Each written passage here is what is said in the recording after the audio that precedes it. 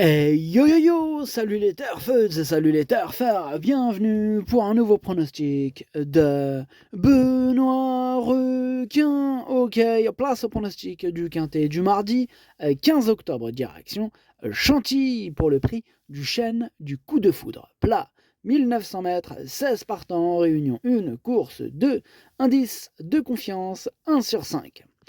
Petit retour sur le quintet de ce dimanche, il y a eu du trouble fait à l'arrivée, mais pour les VIP, on a un joli ticket quarté dans l'ordre qui est passé, il a fait 1608 €, ça fait plaisir. Et cette vidéo, je la tourne avant l'arrivée du quintet de ce lundi, je reviendrai dessus demain. Ok, c'est parti, on commence le pronostic et on commence avec le numéro 1, Alfred, et on écoute Eddie Abri. Alfred n'a pas couru depuis presque 2 mois car on a attendu la PSF vu qu'il a gagné sur cette surface en Angleterre. Il est bien, il a été baissé d'1,5 kg sur l'échelle des poids. J'attends de le voir courir avant d'avoir un avis précis. Il faut voir ce que cela va donner. La distance lui conviendra s'il est bien détendu. Ok, merci Eddie Abré. En tout cas, c'est le numéro 1 pour ma part, je ne l'ai pas retenu. On passe au numéro 2, la Arrangère, et on n'aura pas les commentaires de l'entraîneur. En même temps, c'est qui l'entraîneur? C'est Captain Ian Barbaro. Captain Ian Barbaro. Alors là, il a fait fort. Il a embarqué tout le monde. Il a embarqué Fabrice Chappé, Francis-Henri Graffard, Maurizio Garnieri et André Fabre. André Fabre, lui, c'est limite son acolyte, son meilleur ami, quoi. Enfin bref. Du coup, il manque un peu de monde. Là, je vous cache pas que... ouais, ils sont tous sur le bateau. Ouais, c'est comme ça.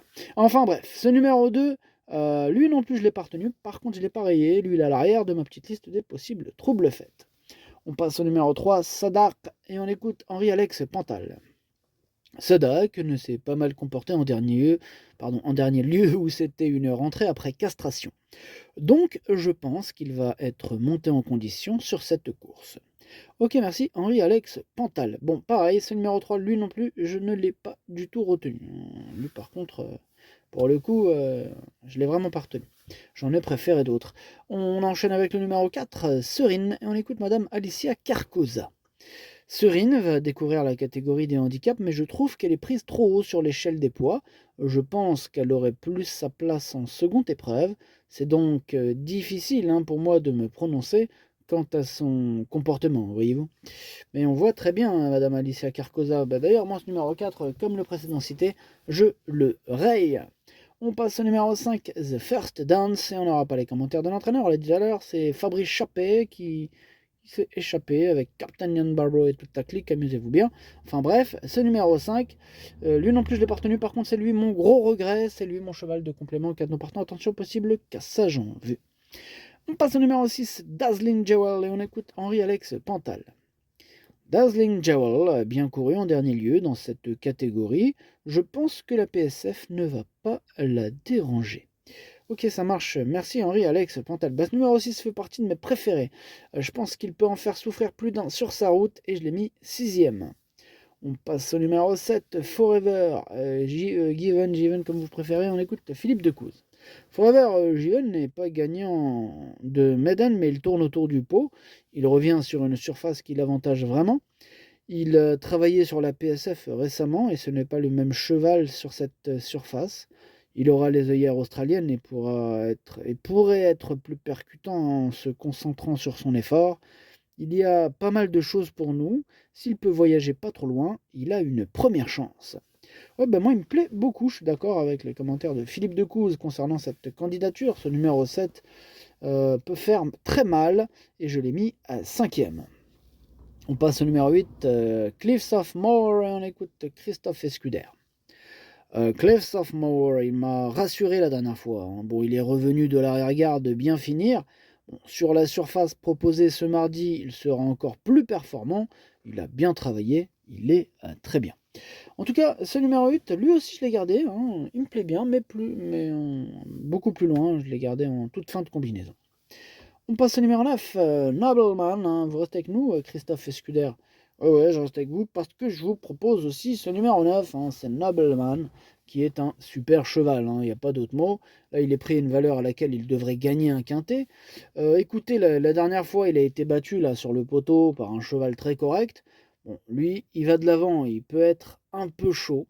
Bon, il faut bien le détendre hein, pour qu'il puisse bien respirer, mais c'est un cheval qui a beaucoup de qualités et qui devrait s'imposer à ce niveau assez rapidement. Ouais, tellement rapidement que je pense que ça va arriver carrément mardi 15 octobre. Hein. C'est lui mon préféré, ce numéro 9, et je l'ai bien sûr installé en tête. On passe au numéro 10, After Midnight, et on n'aura pas les commentaires de l'entraîneur. C'est Francis-Henri Graffard, on l'a dit tout à l'heure, il est parti pêcher avec tous ses amis, notamment sur le gros bateau de Captain Jan Barbaro. Amusez-vous bien. Alors, ce numéro 10, lui par contre je ne l'ai pas retenu, c'est un regret, c'est mon deuxième cheval de complément en cas de non partant, attention. On enchaîne avec le numéro 11, Massimo Meridio, et on n'aura pas les commentaires de l'entraîneur, c'est une hécatombe aujourd'hui, vous avez vu, hein. Je l'avais dit, hein, ils sont tous partis à la pêche, incroyable.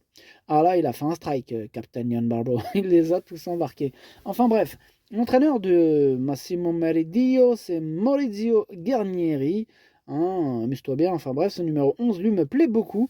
Je pense qu'il peut en faire souffrir beaucoup sur sa route. Lui, je l'ai mis 4e. On passe au numéro 12, Day Trader, et on écoute Stéphane Wattel. Écoutez, Day Trader, il a couru correctement en dernier lieu. Bon, comme je le trouve un peu plus en forme, j'espère un comportement encore meilleur, hein, évidemment. Le raccourcissement de la distance jouera en sa faveur et la piste en sable fibré ne le dérangera pas du tout. Eh ben tant mieux, c'est bien, tous les feux sont au vert pour ce pensionnaire de Stéphane Wattel, Day Trader, que j'ai gardé en bout de combinaison. On passe au numéro 13, Kind of Star, et on écoute Madame Brigitte Rescandela. Kind of Star, il a été tout le temps en sur-régime lors de sa dernière sortie, donc là, bah, on ne va pas forcer. On va pas le forcer pour qu'il puisse en fait bien accélérer, hein, comme la fois d'ailleurs précédente à Compiègne, où il avait bien couru à ce niveau. La piste en sable fibré ne lui pose pas de problème, il est resté bien et a les moyens de redorer son blason.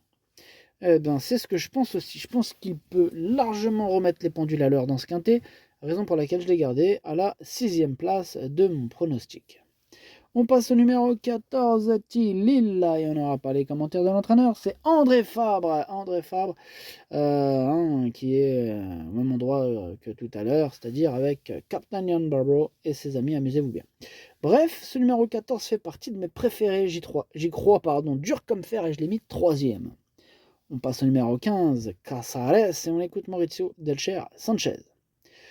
Casares, il s'est bien comporté dernièrement dans une course similaire à Longchamp. Bon, il n'a pas été trop chanceux ce jour-là. Il est bien placé à la corde et le fait d'être rallongé ne lui posera pas de problème. J'espère le voir bien courir. Ouais, bon, bah, moi j'espère pas autant, étant donné que je l'ai pas retenu. Par contre, il me fait un peu peur. C'est lui le chef et le capitaine de ma petite liste des possibles casseurs de tickets repérés. Attention.